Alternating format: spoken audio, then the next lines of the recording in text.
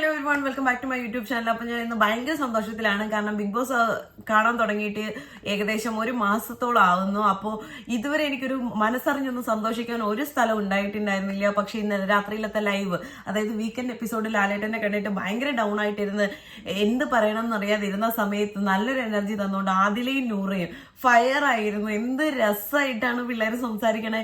അടിപൊളിയായിട്ട് പെർഫോം ചെയ്തിട്ടുണ്ടായിരുന്നു. നല്ല ബിബി മെറ്റീരിയൽ ആണ് അവർ രണ്ടുപേരും എന്ന് ഞാൻ ഉറച്ചു വിശ്വസിക്കുന്നുണ്ട്. നല്ല ഒരു പ്ലെയേഴ്സ് ആണെന്ന് ഞാൻ വിശ്വസിക്കുന്നുണ്ട്. നല്ല പോലെ അലക്കി വെളുപ്പിച്ചിട്ടുണ്ട്. അപ്പൊ അതിനെക്കുറിച്ച് നമുക്ക് ഡീറ്റെയിൽ ആയിട്ട് സംസാരിക്കാം. അതിനു മുമ്പ് തന്നെ നിങ്ങൾക്ക് വീഡിയോ ഇഷ്ടപ്പെടുകയാണെങ്കിൽ please do like, share and subscribe.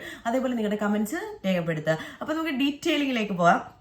First തന്നെ പറയട്ടെ, ഇതിന്റെ തുടക്കം എവിടുന്നാന്ന് വെച്ച് കഴിഞ്ഞാൽ, ഇന്നലെ വീക്കെൻഡ് എപ്പിസോഡ് കഴിഞ്ഞതിന് ശേഷം എന്താ ഇത് ഇവർക്ക് ബാഗ് പെട്ടികളെല്ലാം രണ്ടാമത്തത് വന്നിട്ടുണ്ടായിരുന്നു. അപ്പൊ ഇതെല്ലാം കൂടി അറേഞ്ച് ചെയ്യുന്നതിൽ അവരുടെ ബെഡ്റൂമിൽ ഫുള്ള് തിരക്കായിരുന്നു. ആ സമയത്ത് ആര്യൻ ഓൾറെഡി ലാലേട്ടൻ്റെ നിന്ന് കിട്ടിയതെല്ലാം കൂടി കണക്കിന് കിട്ടിയിട്ടുണ്ടായിരുന്നു. അപ്പൊ അതിന്റെ എല്ലാം ഫ്രസ്ട്രേഷൻ 6 മേളിൽ തീർക്കും എന്നറിയാതെ ഇങ്ങനെ ഇരിക്കുകയായിരുന്നു. അപ്പൊ ഈ പെട്ടിയെല്ലാം ഒതുക്കുന്ന സമയത്ത് ആര്യൻ കുനിഞ്ഞെന്ന് ഒതുക്കുന്ന കണ്ടിട്ട് അനു അതിലേക്കൂടെ പാസ് ചെയ്യുക. അപ്പൊ അനു കഴിവത് ഒതുങ്ങിയാണ് പോകുന്നത്. അത് നമുക്ക് പല വീഡിയോസിലും കാണാൻ പറ്റും. ഇപ്പൊ ഇൻസ്റ്റാഗ്രാമിലും യൂട്യൂബിലും ഒക്കെ ഉണ്ട്. ഞാൻ ബിഗ് ബോസിന്റെ വീഡിയോസ് ഒന്നും അറ്റാച്ച് ചെയ്യാത്തത് കോപ്പിറൈറ്റ് ഇഷ്യൂ വരും എന്നുള്ള കാര്യം കൊണ്ടാണ് ഞാൻ ഇതൊന്നും അറ്റാച്ച് ചെയ്യാത്തത്. അപ്പോൾ അങ്ങനെ ഈ അനു കഴിവത് ഒതുങ്ങി വരുന്നു. അപ്പൊ അനുവിന്റെ കാലയിൽ എന്തോ പെട്ടി തട്ടുമ്പോൾ അനു ഇങ്ങനെ കാല് തട്ടുമ്പോൾ നമ്മൾ സാധാരണ ഒന്ന് കുടയുന്ന പോലെ കുടഞ്ഞിട്ട് അനു ഇങ്ങ് നടന്നു പോകുന്നു. ആര്യൻ അവിടെ നിന്ന് ഓടി വന്നിട്ട് അനുവിനെ പുഷ് ചെയ്യുന്നുണ്ട്. അനു എല്ലാവരുടെയും ചെണ്ടയാണോ എന്നാണ് ഞാൻ ആലോചിക്കുന്നത്. ഞാൻ അനുവിനെ ഭയങ്കരമായിട്ട് ഫേവർ ചെയ്യുന്ന ഒരു വ്യക്തിയൊന്നുമല്ല. അനു നല്ലൊരു പ്ലെയർ ആണോ എന്ന് വെച്ച് കഴിഞ്ഞാൽ എനിക്കറിയില്ല. പക്ഷെ കൂട്ടത്തോടെ ഇട്ട് ആക്രമിക്കുന്ന കാണുമ്പോൾ ആരായാലും എന്താ പറയാ, നമുക്ക് കണ്ടോണ്ടിരിക്കുമ്പോൾ നമുക്കത് ഒരു ബുദ്ധിമുട്ടുള്ള കാര്യമാണ്. ഇതെന്താ ഇങ്ങനെ എന്നുള്ള രീതിയിൽ ബുള്ളിങ്ങും കാര്യങ്ങളും ഒന്നും നമ്മൾ എന്റർടൈൻ ചെയ്യുന്ന വ്യക്തികളല്ല. അതിപ്പം കോളേജുകളിൽ നിന്ന് സ്കൂളുകളിൽ നിന്ന് നമ്മൾ പഠിക്കുന്ന കാര്യമാണ്. ബുള്ളിങ് അത്ര നല്ലൊരു പരിപാടിയല്ല. അത് കാണുമ്പോഴും നമ്മൾ എന്റർടൈൻ ചെയ്യാറില്ല. ആ സാധനം മാത്രമാണ് എനിക്കിപ്പോൾ അനുവിനോട് എനിക്കൊരു മമത അല്ലെങ്കിൽ സിമ്പതി തോന്നാനുള്ള കാരണം. അപ്പോൾ അനുവിനെ പോയി തള്ളുന്നു. അനു അപ്പോൾ പറയുന്നു ഞാൻ അത് തട്ടിയിട്ടില്ല, ഞാൻ ഇങ്ങനെ പോകുന്നതെന്നുള്ള കാര്യത്തിൽ അവിടെ ഒരു പ്രശ്നം ഉണ്ടാകുന്നു. അത് കഴിഞ്ഞിട്ട് ബാക്കി നമ്മുടെ ആദില, നൂറ, നമ്മുടെ ഷാനവാസ് ഒക്കെ പറയുന്നു നീ ബിഗ് ബോസിനോട് പോയി പറയാൻ പറയുന്നു. ബിഗ് ബോസിനോട് പോയി പറയുന്നു. അങ്ങനെ അവിടെ ഇതാവുന്നു. അനു മനഃപൂർവ്വം ചവിട്ടിയതാണെന്നും ഒക്കെ ഉള്ള രീതിയിൽ ബിന്നിയൊക്കെ എനിക്ക് ഒട്ടും സഹിക്കാൻ പറ്റുന്നില്ല. ഇപ്പൊ എന്ന് വെച്ച് കഴിഞ്ഞാൽ ബിന്നിയൊക്കെ നൈസായിട്ട് ഈ പ്ലേറ്റും മറ്റേ മറിക്കുന്ന പരിപാടിയിലുണ്ടല്ലോ, ബിന്നിയുടെ ഇമേജ് പോകാത്ത രീതിയിൽ എന്താ ബിന്നി പെർഫോം ചെയ്യാൻ നോക്കുന്നുണ്ട്. പക്ഷെ ബിന്നിയുടെ ഇമേജ് ഓരോ ദിവസം കഴിയുന്നോറും ഇവരുടെ കൂടെ നിന്നിട്ട് കോട്ടം തട്ടിക്കൊണ്ടേ ഇരിക്കുകയാണ്. അതേപോലെ തന്നെ ശൈത്യ, ഞാൻ എന്റെ ആദ്യത്തെ വീഡിയോയിൽ പറഞ്ഞതിൽ തന്നെ ഉറച്ചു നിൽക്കുന്നു. അനു ശൈത്യയെ വിശ്വസിച്ച് കഴിഞ്ഞാൽ അനുവിന്റെ ശൈത്യയുടെ ചവിട്ടുപടി തന്നെയാവും ശൈത്യ അവരുടെ ഗ്യാങ്ങിലേക്ക് പോകും. അതായത് ഭയങ്കര ഒരു ഇത് നമുക്ക് പുറത്തു നിന്ന് നോക്കുന്നവർക്ക് മനസ്സിലാവും ശൈത്യ അങ്ങനെ ഒരു ഗെയിമാണ് കളിക്കുന്നതെങ്കിൽ ഓക്കെ. പക്ഷെ അത് പുള്ളിക്കാരിയുടെ ഒരു ബേസിക് നേച്ചർ ആണെന്നുണ്ടെങ്കിൽ ഭയങ്കര വൃത്തിയുടെ നേച്ചറാണെന്ന് ഞാൻ പറയും. അപ്പൊ ഈ ഒരു പ്രശ്നം കഴിഞ്ഞു. അതിനുശേഷം ഇവരുടെ അനുവിന്റെയൊക്കെ ബെഡിന്റെ കോർണറിൽ ഒരു പോർഷൻ ഉണ്ട്. അവിടെ ഈ രണ്ടാമത് വന്ന ചെരുപ്പുകൾ കാര്യങ്ങളെല്ലാം അറേഞ്ച് ചെയ്തിട്ടുണ്ട്. അപ്പൊ ആര്യന്റെ ചെരുപ്പ് അവിടെ വെക്കണം. അപ്പൊ ഓൾറെഡി ആര്യന് കലിപ്പുണ്ട്, ആര്യനോട് നമ്മുടെ ഇവക്ക് അനുവിന് കലിപ്പുണ്ട്. അപ്പൊ അനു പറഞ്ഞ് വെക്കാൻ പറ്റില്ല എന്ന്. ഓഫ് കോഴ്സ് നമുക്ക് ആർക്കായാലും നമുക്കൊരു പ്രശ്നം ഉണ്ടെന്നുണ്ടെങ്കിൽ നമ്മളത് സമ്മതിക്കില്ല, അത് നാച്ചുറൽ. അപ്പം ശൈത്യം വരുന്നത് ഹാഫ് എടുത്താലെന്നത് ആദ്യം തൊട്ട് നമ്മൾ ഒരിക്കലും സമ്മതിച്ചു കൊടുക്കില്ല. ദേഷ്യവും വാശിയൊക്കെ ഉള്ള ഒരാളാണെന്നുണ്ടെങ്കിൽ ഒരിക്കലും സമ്മതിച്ചു കൊടുക്കില്ല. അങ്ങനെ അത് പറഞ്ഞ് അവിടെ തർക്കം ഉണ്ടാവുന്നു. ആ സമയത്ത് അനു എല്ലാരും കൂടി എത്തുന്നു. അപ്പോഴത്തേക്കും അനു എന്തോ ഇത് ചെരുപ്പ് എന്തോ എടുത്തെറിയുന്നു. അനു ആണോ ആര്യനാണോ എറിഞ്ഞ ചെരുപ്പ് അക്ബറിന്റെ ദേഹത്ത് കൊള്ളുന്നു. അക്ബർ അതിനെ ചോദിക്കാൻ ചെല്ലുന്നു. അക്ബറിന്റെ അടുത്തോട്ട് ഷാനവാസ് ഇറങ്ങി നിന്ന് കളിക്കുന്നു. ഫിസിക്കൽ നടന്നു എന്ന് നമ്മൾ ഭയങ്കരമായിട്ട് എന്താ പറയാ, ഇപ്പൊ നടക്കും അടി ഇപ്പൊ പൊട്ടും എന്നുള്ള രീതിയിൽ നിൽക്കുന്നു. അതിന്റെ ഇടയ്ക്കൂടെ രണ വരുന്നു. രണയ്ക്ക് 100 കണക്കിന് കൊടുക്കുന്നു. ഇതെല്ലാം കഴിഞ്ഞ് ബിഗ് ബോസ് എല്ലാവരെയും കൂടെ വിളിച്ച് ലിവിംഗ് റൂമിൽ ഇരുത്തുന്നു. അത് കുറച്ചു നേരം മിണ്ടാതിരിക്കാൻ പറയുന്നു. അക്ബറിനെ ഷാനവാസിനെ പിടിച്ച് കൺഫ്യൂഷൻ റൂമിൽ ഇരുത്തിയിട്ട് കുറച്ചു നേരം മിണ്ടാതിരിക്കാൻ പറയുന്നു. ബാക്കിയുള്ളവരെല്ലാം പുറത്ത്. അതിനുശേഷം ബിഗ് ബോസ് ഹൗസിൽ ഇന്നലെ 2 മണി 1:15 കഴിഞ്ഞപ്പോൾ ലൈറ്റ് തെളിയിച്ചു. അത് 2 മണി വരെ ഉണ്ടായിരുന്നു. ആ സമയത്ത് ഷാനവാസും അക്ബറും അകത്തായിരുന്ന സമയത്ത് ഇവിടെ നൂറ നമ്മുടെ രണെ വലിച്ചു കീറി ഒട്ടിച്ചു എന്ന് പറഞ്ഞു കഴിഞ്ഞാൽ വലിച്ചു കീറി ഒട്ടിച്ചു. ഒന്നും പറയാനില്ല. ആ ഗ്യാങ്ങിലെ ഒരാൾ പോലും മിണ്ടിയില്ല. അതിലെനിക്ക് സ്ട്രൈക്ക് ചെയ്തത് ഇവിടെ മസാജ് സെന്റർ ഒക്കെ ഉണ്ടെന്ന് നൂറ പറയുന്ന സമയത്ത് ജിസയിലും ആരും ഒന്നും മിണ്ടിട്ടില്ല. ജിസലിന്റെ ഫേസ് പോയത് ഞാൻ ശ്രദ്ധിച്ചിട്ടുണ്ടായിരുന്നു. എനിക്ക് അത്രയും ശ്രദ്ധിക്കാൻ പറ്റില്ല, എങ്കിലും ആ ഒരു ഇതിൽ ഞാൻ ശ്രദ്ധിച്ചത് ജിസയില് ആണ് മസാജിന്റെ ആള്.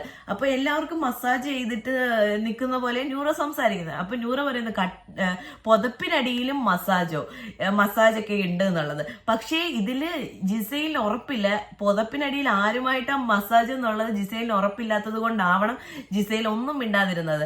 ഇതെല്ലാം കഴിഞ്ഞ് കണക്കിന് കൊടുത്ത് അക്ബർ ഉൾപ്പെടെയുള്ള ഗ്രൂപ്പ് ബിന്നി ഒന്നും മിണ്ടിയിട്ടില്ല. ഈ പറയുന്ന പലരുമാണ് നൂറയും ആദിലയും സംസാരിക്കാത്തതിന്റെ പേര് നോമിനേറ്റ് ചെയ്തത്. ഇപ്പൊ സംസാരിച്ചു തുടങ്ങിയപ്പോഴത്തേക്കിന് ആദില കുറച്ച് ഇതാന്ന് തോന്നുന്നു, പക്ഷെ നൂറ സഹിക്കാൻ പറ്റത്തില്ല ബിന്നിയുടെ അഭിപ്രായം. അതേപോലെ അതിനിടയ്ക്കൂടെ രണ ഇവർക്കെതിരെ പറയുന്നത് ഈ പെൺപിള്ളേരെ എങ്ങനെ മസാജ് ചെയ്യണം, അപ്പൊ ഞങ്ങൾ സ്ട്രെയിറ്റാ, അതെന്താ സ്ട്രെയിറ്റ് ആയാലും എന്താ, വളഞ്ഞായാലും എന്താ, ഒരു കുഴപ്പമില്ല.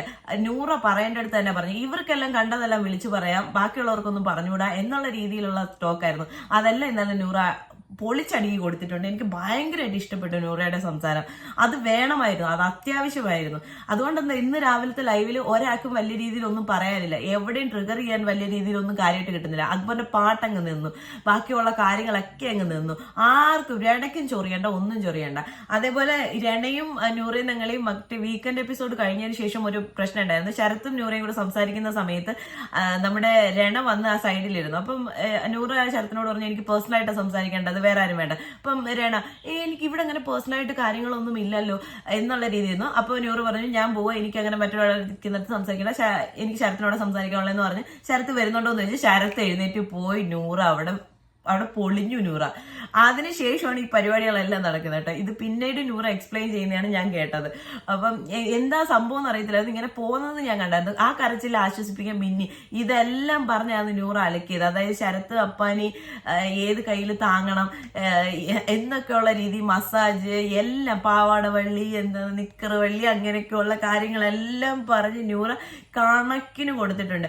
അതിൻ്റെ ഇടയ്ക്കൂടെ അതിൽ എന്തോ ഒരു ക്യൂട്ട്നെസിന്റെ കാര്യം എന്തോ ജിസയിൽ ഇവരെ കളിയാക്കിയപ്പോൾ പറഞ്ഞു ഇതൊക്കെ നാച്ചുറൽ ആണ്. അതായത് മറ്റേ ജിസയിൽ മൊത്തം പ്ലാസ്റ്റിക് സർജറി ആണല്ലോ, അപ്പൊ പുള്ളിക്കാരി പറഞ്ഞു ഇതെല്ലാം നാച്ചുറൽ ആണെന്നുള്ള ആദിലയുടെ ഇടയ്ക്ക്. ആദില പറയുന്നതെല്ലാം പോയിന്റുകളാണ്.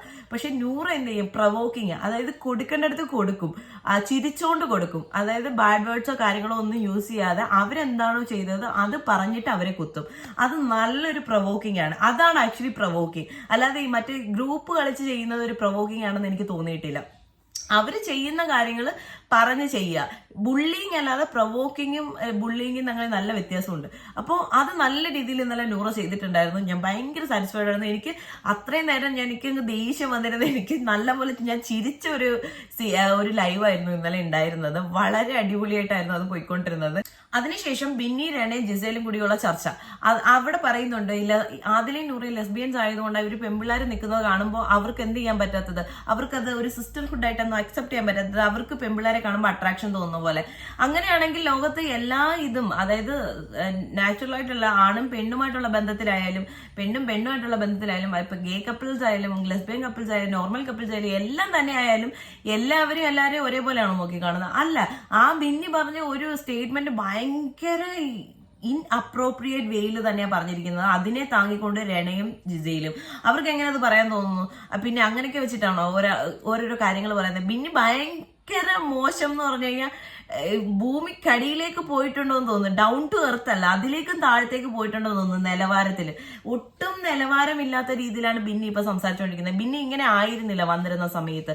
അപ്പോൾ ആദ്യം വരുന്ന സമയത്ത് ഒരു മുഖംമൂടി ഉണ്ടാവും, അത് കഴിയുമ്പോഴത്തേക്കിനും ഓരോരുത്തരുടെ മുഖംമൂടി അഴിഞ്ഞുകൊണ്ടിരിക്കുക. ഞാൻ എന്റെ കഴിഞ്ഞ വീഡിയോയിലും ബിന്നിയുടെ വളർച്ചയെ കുറിച്ച് ഞാൻ സംസാരിച്ചിട്ടുണ്ടായിരുന്നു. പടവലങ്ങ വളരുന്ന പോലെ വളർന്ന് താഴത്തേക്കാണ് വളർന്നുകൊണ്ടിരിക്കുന്നത്. അപ്പോൾ അത് ഞാൻ പറഞ്ഞിട്ടുണ്ടായിരുന്നു. അത് കഴിഞ്ഞതിന് ശേഷം എന്താ പറയുക, ഇന്ന് രാവിലെ ആർക്കും ഒന്നും സംസാരിക്കേണ്ട, അങ്ങോട്ടും ഇങ്ങോട്ടും ഗ്രൂപ്പിസം തന്നെ. അതായത് ലാലേട്ടൻ ഗ്രൂപ്പിസത്തിന് എതിരല്ലാത്ത സ്ഥിതിക്കും അതിനെ എന്താ പറയുക, അത് ഒന്നും ബിഗ് ബോസ് പറയില്ല എന്ന് പറയുമ്പോൾ ഇവർക്ക് എന്തുകൊണ്ട് ഗ്രൂപ്പ് കളിച്ചുകൂടാ? ഇന്ന് രാവിലെ പറയുന്നുണ്ടായിരുന്നു ഈ നമ്മുടെ അഭിലാഷും ഒനിയിലും ഭയങ്കര ഇന്നലെ അത്രയും പ്രശ്നം നടക്കുമ്പോഴും അവരിറങ്ങിയൊന്നും സംസാരിച്ചിട്ടൊന്നുമില്ല. കാരണം അത് ഷാനവാസും ആദിലയും നൂറയും കൂടി ഇരുന്ന് സംസാരിക്കുന്ന ഒരു ഇതുണ്ടായിരുന്നു. അപ്പൊ അതിനകത്ത് ആ ഷാനവാസ് വ്യക്തമാക്കുന്നുണ്ട്, ഇവരും വന്നിരുന്നിട്ട് നിങ്ങൾ ചെയ്താൽ നല്ലതാന്ന് ആദിലയും നൂറയും എടുത്ത് പറയുന്നുണ്ട്. അപ്പൊ ആ ഷാനവാസ് പറയുന്നുണ്ട് നിങ്ങൾ അത് ഇങ്ങനെ പ്ലാൻ ചെയ്യുന്നതിൽ മാത്രം നിൽക്കാതെ ഇറങ്ങി കളിക്കുകയും കൂടെ ചെയ്യും എന്ന് പറഞ്ഞു. കാരണം എന്താ ഷാനവാസ് ഒക്കെ ഇറങ്ങി കളിച്ചത് ഭയങ്കര ഇതാ. ബിഗ് ബോസ് പറഞ്ഞു ഇതൊരു ഫിസിക്കൽ അസോൾട്ടിലേക്ക് അത്രയും വരെ എത്തി.